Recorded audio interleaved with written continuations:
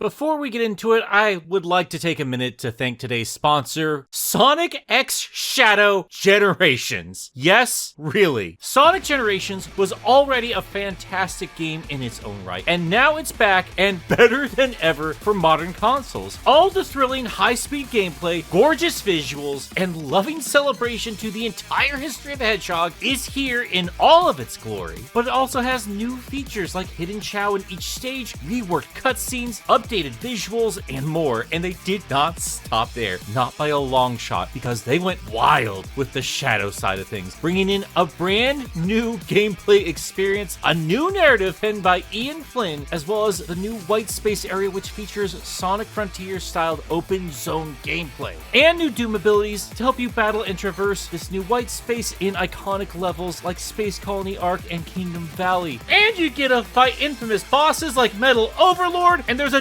digital deluxe pack which has Terios in it, and you get the movie DLC pack when it drops, and it has Keanu Reeves voicing Shadow!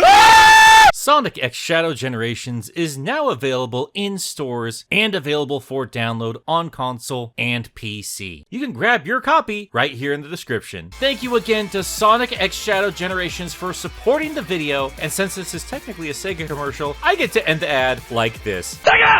There are few things I love more than collecting video game consoles with a specific theme. If you know me at all, you won't be surprised to learn that I collect green game consoles whenever possible. But it doesn't end there. Ever since I was a kid walking around in a Toys R Us, I also fell in love with gold consoles. They make me feel rich. It's a great way to lie to myself after checking my bank account. And sometimes I find myself with a machine that represents a series I deeply care for. But through my collecting, I began to wonder if one of my all-time favorite franchises ever got the special console treatment. I am, of course, speaking of Sonic the Hedgehog. Whose channel are you on? Come on. And to my shock and horror, I quickly learned that nobody was keeping a running tally on the crazy amount of Sonic consoles out there. The closest we got is consolevariants.com, which I will be referencing quite a bit. Thank you guys for even existing. But outside of that, there isn't even a YouTube video on the subject. So we're gonna change that right now. Who else would make a dumb list like this? I mean, probably a few people. I think Cybershell would probably do a better job with this. Well, anyway, I'm doing it. Today, we're looking at Sonic-themed game consoles. Yes, they do exist, and I promise there are a lot more than you think. Certainly way more than I ever realized. For the longest time, I thought it was weird that Sega, even when they were producing consoles, never bothered theming one of their machines around Sonic. And they certainly wouldn't bother making one nowadays. They don't even make consoles anymore, right? Well, friends, I am happy to tell you I was very, very wrong. Not only do Sonic consoles exist, like I said, there are a lot of them. It's just that most of them are very hard to obtain. And one in particular has sparked up a lot of buzz recently. And yes, we will get to the bottom of that particular controversy later. But before that, let's look at every other Sonic-themed console, or as many as I could find. I was as thorough as I could possibly get. Like I said, there's no set list of these things anywhere I could find online. And I have collected and played a lot of these consoles myself, at least the ones I could obtain. And when possible, I'll be showing it off and reviewing it to the best of my ability. Like I said, I'm not gonna be able to cover them all due to their extreme rarity. And in some cases, some of my machines just didn't want to work. So you collectors out there, just be cautious because a lot of these are really hard to find, or extremely expensive, or very shoddily made. But hey, you're a Sonic fan, you're probably into weird train wrecks. Let's do this. We're gonna split this up into three main categories: Sega consoles, plug-and-play consoles, and non-Sega consoles. So Sonic-themed Xboxes and PlayStation, stuff like that. I will not be covering consoles that just bundle Sonic games without making any sort of change to the system itself. Nor will I be covering console kiosks, or accessories, or LCD games. Everything we are diving into must be able to connect to a television to be played, or in terms of handhelds, be able to play more than one game. I don't care if it's a console on a chip or it's cartridge based, you need to have access to a library of games to some degree and feature some form of Sonic branding. And no fan-made custom console on this list either. Everything we look at has to have been officially produced and distributed by one of the console makers, or at the very least officially licensed by Sega themselves. And I will make mention of some weird extra stuff, but that's mostly to shut people up who are otherwise going to be a pain in the comments, and they won't be the primary focus focus. Trust me, we don't really need to bend the rules here. There are a lot of options. But that said, I do want to kick things off with something of an honorable mention. Kinda, sorta, not really. This is more just setting you up to learn how I started this weird journey. And also, again, if I don't mention this up front, I know there's going to be someone who makes a big stink about it in the comments. When you consider just how many console variations are out there, it would make sense to at the very least make a Sonic-themed Sega Genesis. That's where Sonic made the machine and Sega themselves household names. But there wasn't much in the way of special edition consoles in that generation. At least that's what I thought, but apparently there is a Sega Genesis that sports the logo of both Coca-Cola and Jurassic Park out there somewhere. And while rummaging around consolevariations.com for any machine I might have missed, I did see this hotel unit with a Sonic on the front, but I'm pretty sure that's just a random bootleg sticker, so unfortunately that doesn't count. And outside of some plug-and-play stuff we'll talk about later, the closest we ever got to a proper Sonic-themed Sega Genesis might just be that statue that came with the collector's edition of Sonic Mania. I'm sure a modder could make that work as an actual machine with just a bit of effort. Still, there was a machine I personally thought was potentially a Sonic-themed console in the form of the blue Game Gear. This was the very first time I saw a console, handheld or otherwise, sporting something outside of its default color scheme. And for the longest time, I assumed a Sonic game was packed in with this variation. But looking back, I can't find any indication of that being the case. The closest we ever got was with those Japanese exclusive Game Gear Micros from a few years back. The blue one came with a couple of Sonic games on it, but that's it. This is not a Sonic console. Doesn't even come with a proper Sonic game. And there were a lot of Game Gear variants back in the day. Virtua Fighter got a Game Gear, Mickey Mouse got a Game Gear, Coca-Cola,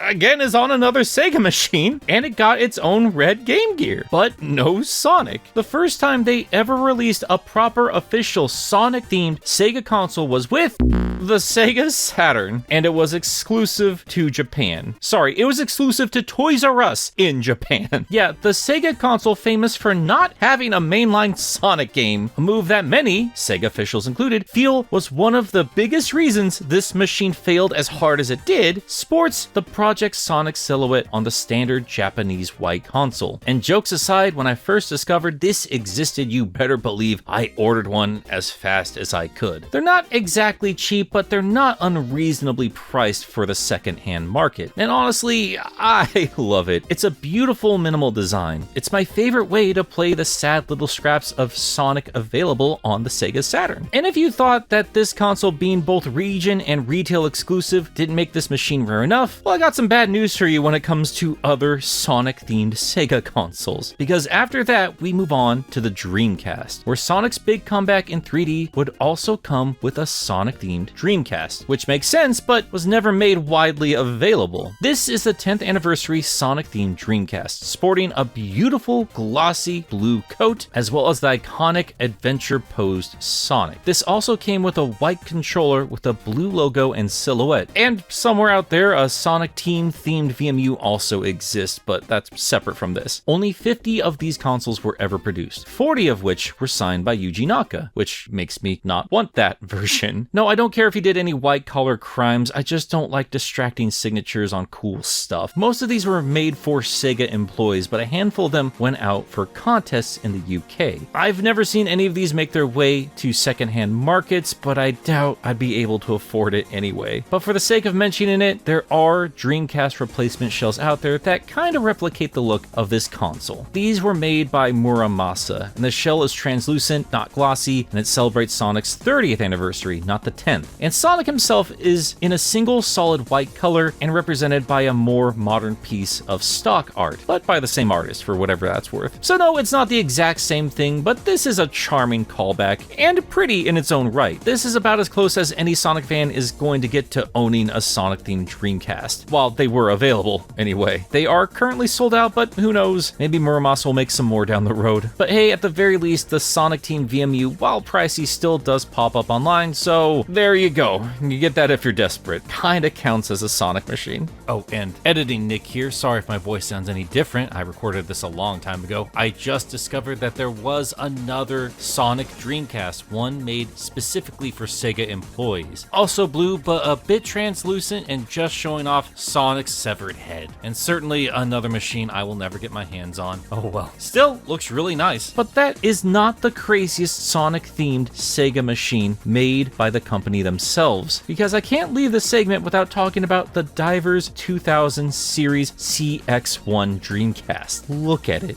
Look at this stupid, beautiful thing. Not only is it a console, but it's a console built into an entire television set shaped like Sonic's head. And yeah, like I said, it has a built-in Dreamcast. I guess it really is thinking. This is a lot less rare than the actual Sonic Dreamcast, but the actual number of these things is up in the air. I've heard that 5,000 of these things were made, heard that only 200 ever got out there. Whatever the case is, they cost more than a lot of cars, so I'm never going to own one, and that makes me very sad because it's very stupid and I love it. Outside of the main monstrosity itself, they also packed in a unique controller, keyboard, camera, and remote. And yeah, that tealish green makes me want it even more desperately. You have 4 buttons along the top for power, volume change, channel change, mode change, the usual stuff. And you get the 4 controller ports along the bottom. Along the sides, you have a row of green lights that will react to whatever noise your game is making, and you had a port for internet connections and maybe even ports for other game machines. That's pretty cool. I love every single thing about this design. It's so ridiculous. Even the plug itself is pretty. I'm sure some of you looking at this are thinking that calling this a Sonic themed console is stretching things a bit, but come on. It's got ears, it's got quills, or a quill. It's Sonic enough, and it's made by Sega. They clearly knew that there was some Sonic theming going on here. And hey, at the very least, you could say nowadays it could be a Chaos Sonic themed console. I wonder if this stupid thing influenced the design of that weird robot. Anyway, the footage you're seeing comes from Retro Tech Archive. I'll have links below for their videos if you want a more thorough breakdown of this wild machine. And I do want to be sure to especially shout out Retro Tech's courage as they actually opened this beast up and discovered that it actually houses a Dreamcast. Not just the innards, but like they just screwed in a Dreamcast. Like the shell is here and everything. How stupid is that? Again, go check these videos out yourself. They're incredibly thorough, but that's about it when it comes to Sonic themed consoles made by Sega themselves. But it's not the last of Sega licensed consoles. Nowadays, Sega is known to be a third-party publisher, but somewhere out there in the world, someone is producing Sega hardware to this day, and they are officially licensed. And if you don't know, plug-and-plays are exactly as they sound. You take a couple wires, smack it into your TV, sometimes you have to plug it into a power source, sometimes you have to throw in some batteries. Whatever the case is, you're good to go to play whatever is available on that machine. A lot of these are consoles on a chip, so they're not actual hardware like we spoke about before, just everything is emulated and stored on a single chip. And if you were around in the early 2000s or ever wandered into a thrift store, you probably already know what I'm talking about. These things were all over the place, at least up until recently. And while they were at their peak popularity, Sega licensed a lot of these things. Sonic usually was branded on whatever box they came in, but only a handful ever actually featured the Hedgehog on the actual device. We had a couple that had a few Game Gear games created by Toy Island, once known as Technosource, same company that distributed those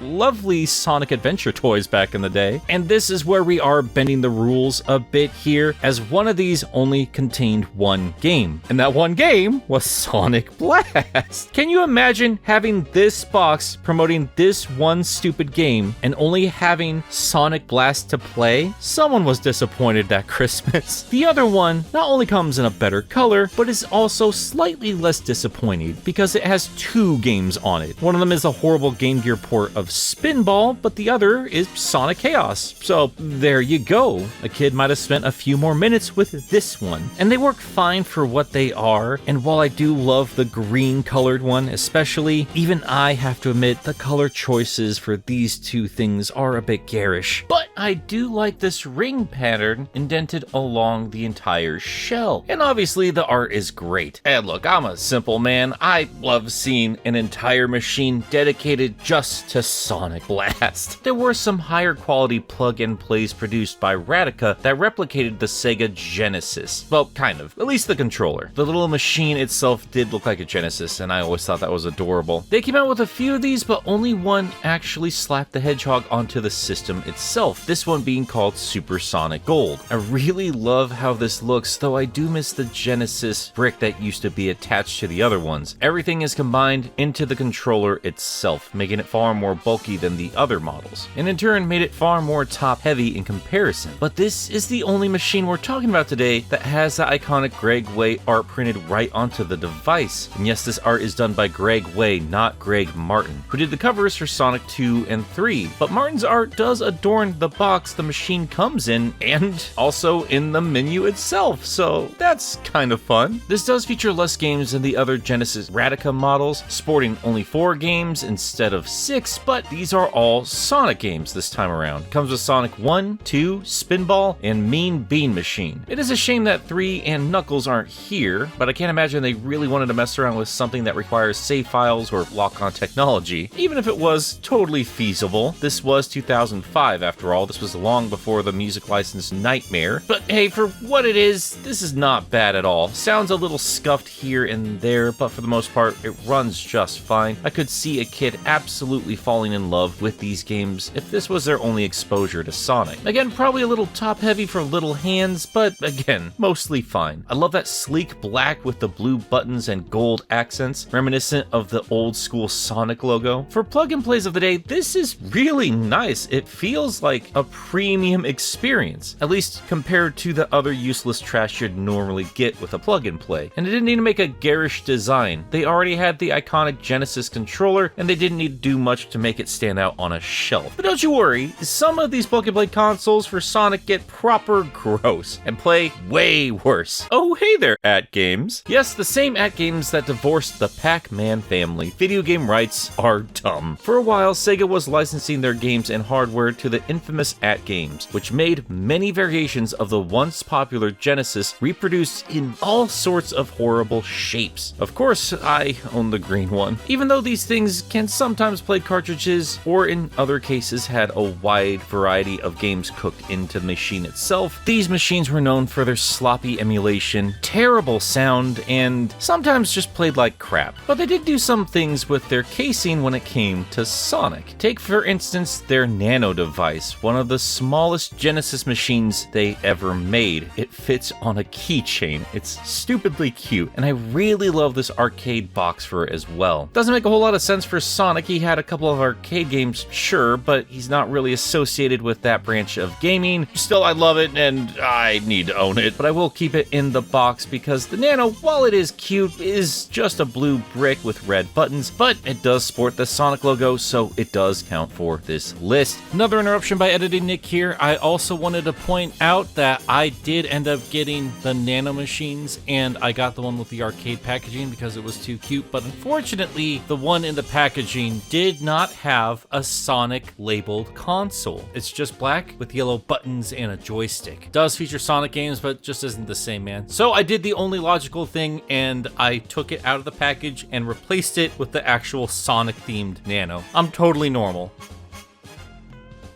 I'm fine.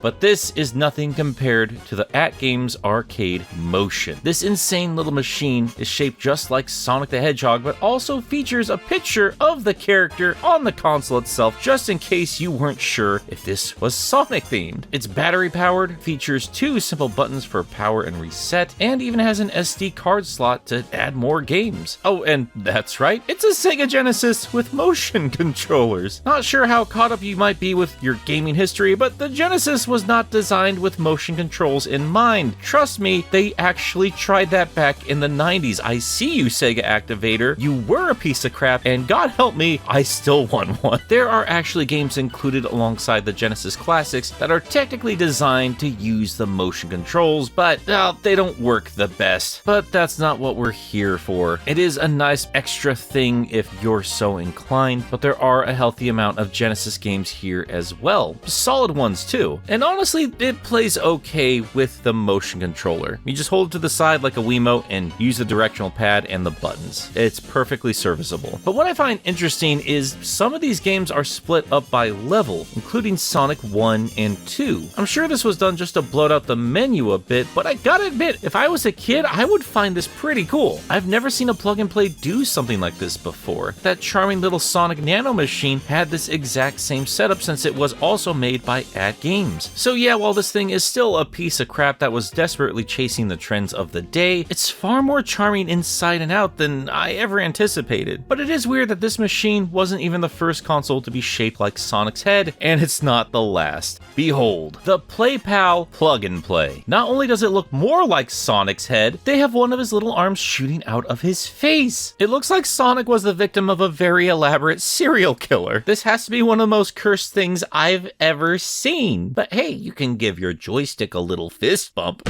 Together with each other. This sucker features 20 Master System and Game Gear games, and for an AtGames machine, it sounds okay. Like most other plug and plays, it didn't actually use stereo sound, but the mono works just fine. As for the Sonic games, there's a healthy amount of them. We have 5 of the Game Gear titles here, including Chaos, Triple Trouble, Drift 2, Spinball, and everyone's favorite right at the top of the list, Sonic Blast. And like the other AtGames machine, I have to admit, this was nowhere near as bad as I expected. Not everything gels as well as it could since you have to use a joystick instead of a D-pad, but as long as you have the basic understanding of the physics from Sonic, you can translate that easy enough to other methods of play. Touchscreens work fine for Sonic, let alone a silly joystick. But I should mention, while this machine worked perfectly fine for me, I did get this complete in box, and I can't imagine this got much use before I got my hands on Sonic's hand. I don't think any of these machines were built to last, so if you come across one that's gotten a lot of use, it's probably not going to run that well. As we will see a little later on, these machines were cheap and very quick to break. There are other consoles shaped like Sonic's head, like the Fun Play, which look to be, I assume, a portable version of this one, which I do want to get complete and packaged because the packaging itself is shaped like Sonic's head, and that is hilarious. Another model that had controllers plug in directly to the machine itself. And there's also an 8-bit console which shares the same design as the PlayPal, but since it has bootleg Mario NES ROMs on it, I can't imagine that one is officially licensed. There might be some other variants here and there, but they're all going to be based off these 2 specific shells. But hey, I love them all, so if I did miss any at all, let me know. I want all of them. But if you're looking for something a little less tacky but still cheaply made, then look no further than the Master Systems made by Tectoy. Similar to AtGames in the West, Tectoy distributes Sega hardware, but exclusively in Brazil, and they have for quite some time now. The company originally kicked off in 1987 and started producing Master Systems just a couple years later in 1989, and they still do to this day. The current Tectoy Master System is the same basic idea as the other plug-and-play devices. They're consoles on chips and let you play badly emulated Master System games to your heart's content. But I have to say, I do enjoy the casings they made for these machines. Here you can see a couple I've picked up, the Master System 3 and the Master System Evolution, both sporting a sleek, simple color and a picture of Sonic. There are a total of 3 variants I have managed to find, and while I am happy with the 2 I've collected so far, I do want that first one. Another edit note here, I did end up getting that last Master System. My life is complete, thank you. See, I like this blue one, not only for having a matching color to Sonic, but also for its art. Normally these things use stock art we see all over the place, but I think this was made specifically for this machine. I've never seen this art used anywhere else. But even if this other one sports stock art, it is still cool seeing Yuji Uekawa's Sonic. And yeah, while they look great, they all kind of play like crap. I've only managed to get these things working on a couple of occasions, and even when I did, the sound would go in and out. It was an absolute pain. And if you're importing from Brazil, keep in mind that their electric plugs are different from the States, so you will need a converter. And while they do come with 6-button Genesis controllers, not only do they feel cheaply made, most of the buttons are completely useless. Remember, this is a Master System. This originally had only 2 buttons on it, so none of these games take advantage of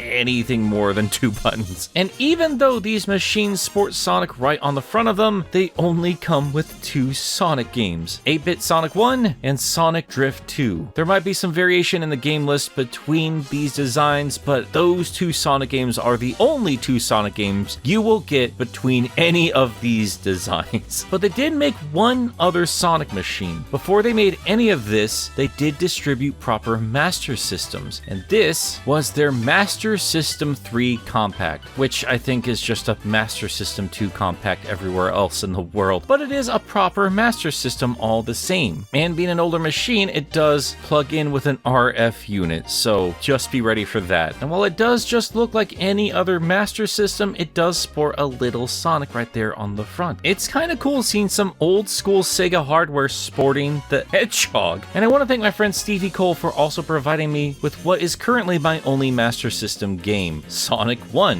which was originally packed in with this machine. So feels kind of awesome having this all together. But yeah, there you go. This is all I could find when it came to Tech Toy Sonic consoles. They're an absolute pain to import. I'm still struggling to find that Tech Toy produced Sonic Blast for Master System at a decent price. So if you are collecting, don't spend money on any of these if you're expecting to actually play them. They're cheaply made, they run like trash. I rarely got these things to work for me. They're garbage. But as a console collector and a Sonic fan, I can't help but love them, even if my love is simply surface level. I really love these designs, just wish they had away better hardware. Oh well. But yeah, there you go, the alarming amount of plug-and-play systems for Sonic the Hedgehog. That ends this meaty section, and with that, the last of the officially licensed Sega machines. Let's move on to our final section, which is Sonic consoles for other companies. And these first couple are, again, honorable mentions at best, just like the blue Game Gear, as Sonic also helped sell a blue Neo Geo Pocket Color that came packed in with Sonic Pocket Adventure. But since they also used Pocket Adventure to sell the silver variant, it doesn't really count. There's no Sonic insignias anywhere on these little machines, but I still wanted to mention them. I love the Neo Geo Pocket Color. I miss that clicky stick. But moving on, the other honorable mention goes to the blue Nintendo Wii bundle that came with that year's Mario and Sonic at the Olympic Games. This featured both Mario and Sonic on the box, and still all these years later, it's wild seeing these two side by side, and seeing Sonic selling a Nintendo console. But hey, I thought it was cute giving a nod to the Hedgehog with that blue coloring, but I still don't count this or the Neo Geo Pocket as Sonic consoles for the same reasons I gave about the Game Gear earlier. The cardboard box makes the Wii more interesting than the system itself, but to my surprise, there is actually a Sonic-themed Nintendo system. This is the Sonic Advance 3 Game Boy Advance SP. Only 25 of these were made, and all of them were signed by Yuji Naka for what I can only assume was a sweepstakes or made for employees, a running theme you're gonna see for the rest of these consoles. I do have to say though, I found this particular machine more underwhelming than anything else we've looked at today. It just looks like they slapped on stickers to a basic silver SP, and then Yuji Naka made it worse by scribbling all over the art. That's 2 on the list you've ruined with scribbles, Yuji. No wonder you're in jail. Until we get someone confirming this one way or another, this might just be a set of slapdash stickers. Either way, I still think this one looks awful. They couldn't at least bother making the machine itself blue. Oh well, at least Advance 3 is fun. Unlike the next game that got its own console. Get a load of this. Load. Of all the specific games that got their own Sonic-themed console, there is none less deserving than Sonic Free Riders, one of the absolute worst games in the entire franchise and the killer of a convoluted but beloved spin-off Sonic series. But all that said, the Sonic Free Riders themed 360 does look kind of rad. I love that candy-coated look for the whole thing. It's very colorful. It won't make me hate Free Riders any less, but hey, this is the best this game is ever gonna look. And I do apologize for the blurry photos, but I do still have to give a big shout out to whoever put these up on console variations. This is all we really have to show this ever existed. Apparently it was given out to Kinect employees, or maybe the Japanese branch that worked on the Kinect. I don't know, the blurb is a bit convoluted. Whatever the case, I still think it's very pretty, and it does remind me I do want to check out the modded version of Free Riders that actually uses real controllers. But anyway, let's move on. The fact that the Free Riders Xbox exists makes this next one a little less insane, but all the same, we have another undeserving Sonic title getting not one, but two console variants. This is the Sonic Forces PlayStation 4 that came in both black and white. And like everything else on this list, it's a pain to track down, but unlike everything else on the third-party list, this was not a custom machine made for a contest. This was made available to the general public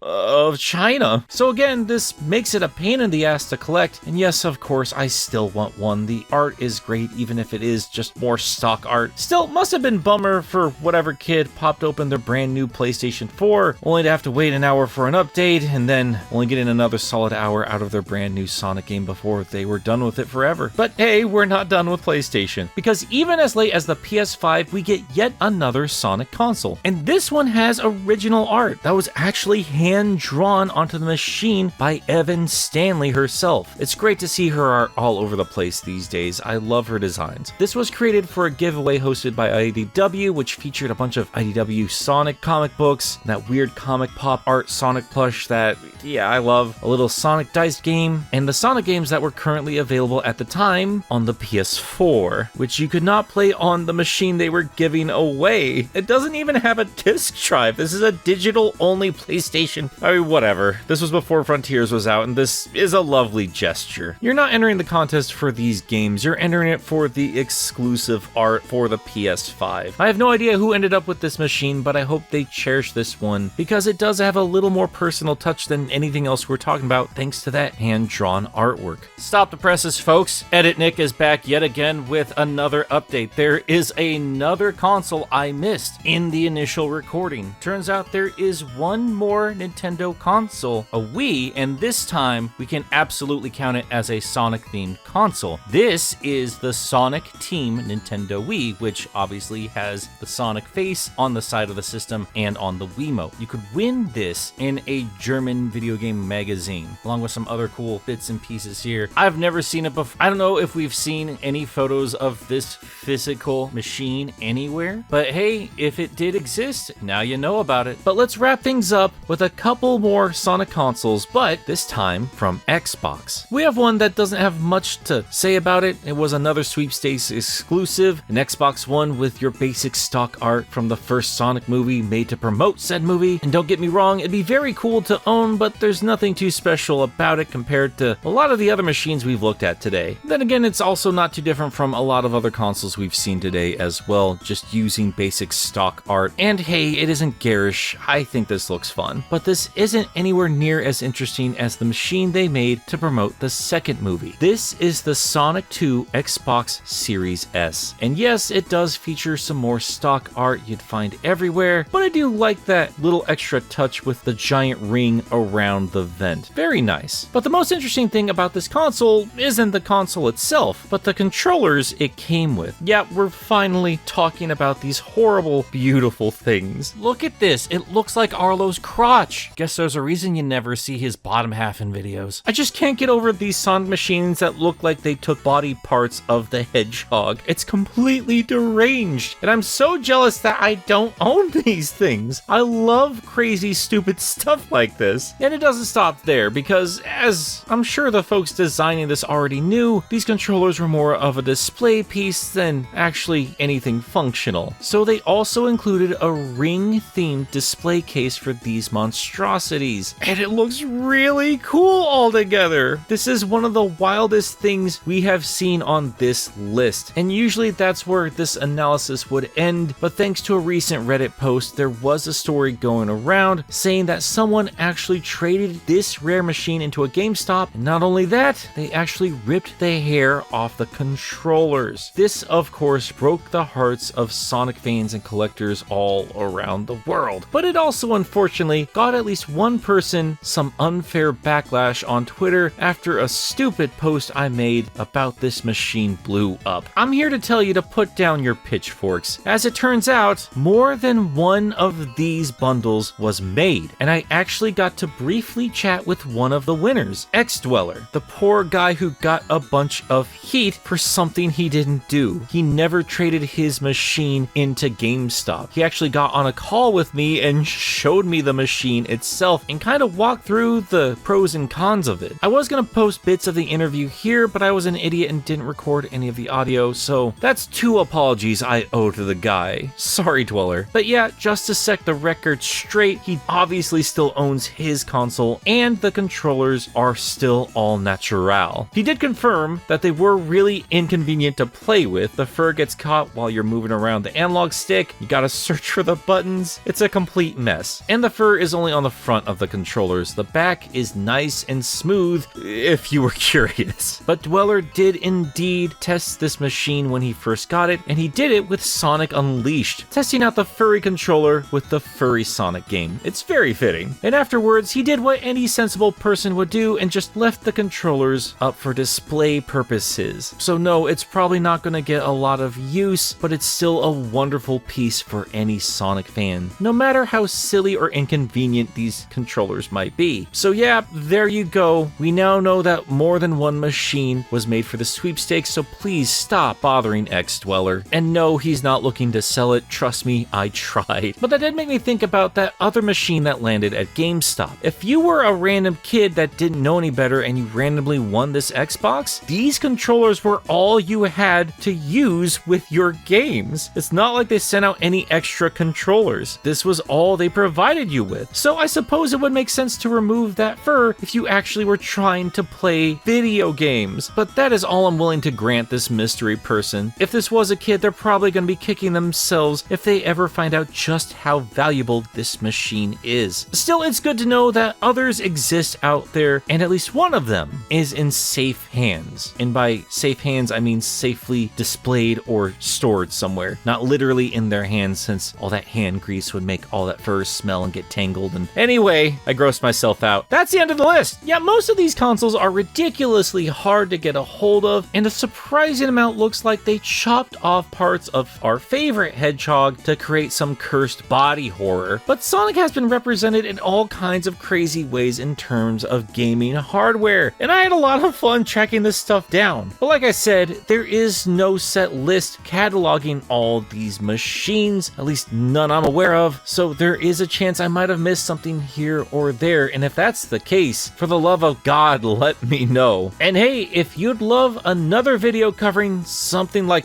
I don't know, weird Sonic themed controllers or something else along those lines, let me know in the comments. But that is going to do it for today, guys, and I'm sorry if my voice suddenly sounds different yet again. If you can't tell by now, I recorded this initial video a long time ago. That Reddit post did not happen recently. That was well over a year ago. Life just kind of went crazy there. So, Dweller, I'm really sorry because that apology is well over a year overdue. One more time, want to quickly thank today's sponsor. I cannot believe we got said sponsor. I appreciate it, and if for some reason you're not playing the latest Sonic game, please go do that so we can get more Sonic consoles. And just to give you guys a heads up for what's coming up soon, I will of course be picking apart Shadow Generations, probably next video, maybe a compilation of Dark Beginnings with all the new stuff that we've seen from the PS5 version. Maybe we should cover the manga or that little Chow manga, I don't know, tell me. But I definitely want to cover some enemies of Shadow the Hedgehog, those have been long overdue. And staying more in this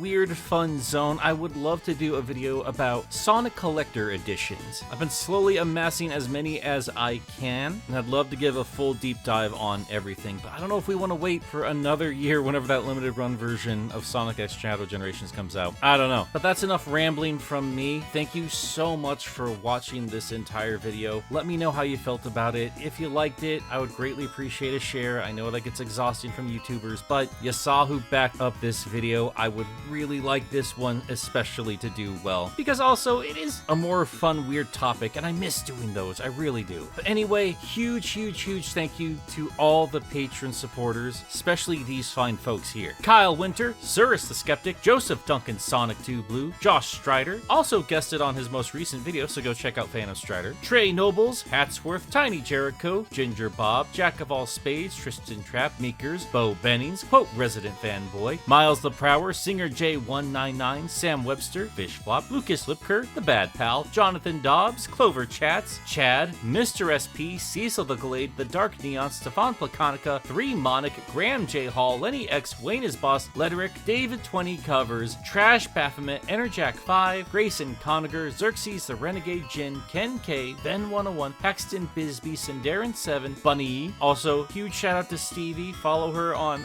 do you still want to use Twitter? It's kind of a cesspool. Anyway, she did the amazing thumbnail art as per usual. She's absolutely incredible. Go support her work, please. Twilord, did you know this entire video was AI generated? Oh man, look, AI is bad and everything, but I gotta tell you, I did not sleep last night. If I could just AI my way through an edit, I consider it. I miss sleep. Eric Delgado, Crimson Rose, Roxas the Cat, Godzilla, Makuta of Salt, Liam the Anomaly, Alexander Watson, Neil Gampa, Conan Kudo, the Lex the most powerful ship in the 2 universes, Kaido Prower, Spearmint, Duo the Cat, Omega Man 21, Penn Adelaide, Daza S, the world's most unironic 8.5 Tails stand, one more Sonic Robot, MT Mecha, Gob, the RSI, Captain 7 Sol survivors were picked up by RMS Nux, Salem Hollow, Siegfried Wilder, the Burnyard, KB, Tenrik Terror, and Cho Henshin. I guess the Helium saga is really and truly over. End of an era, guys. End of an era. Oh, last little thing, and I'll touch upon it a little bit more next time, but if you happen to catch this video before November 8th through the 10th, 2024, I think that's right, and you're in the Dallas, Texas area, be sure you stop by Sonic Expo. I'm going to be doing a couple panels there, going to be doing a couple meet and greet things. I'm going to just be all around having a goofy, stupid time. And I love meeting other Sonic fans. I really and truly do. Don't ever feel weird about approaching me. We're all just stupid weirdos that love this spiky blue boy. Just come over, come geek out with me. Let's have a good time. I'm hungry. I'm going to go eat. All right, bye guys. Oh wait, no, Toot Sonic Wars. How did I forget to say Toot